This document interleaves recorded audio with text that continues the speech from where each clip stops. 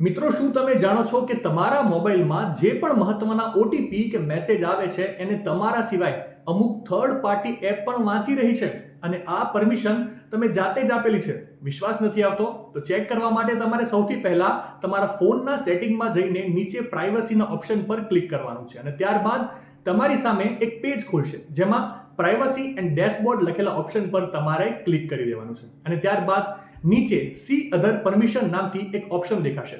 ત્યાં ક્લિક કરીને નીચે SMS લખેલા ઓપ્શન પર તમારે ક્લિક કરી દેવાનું છે.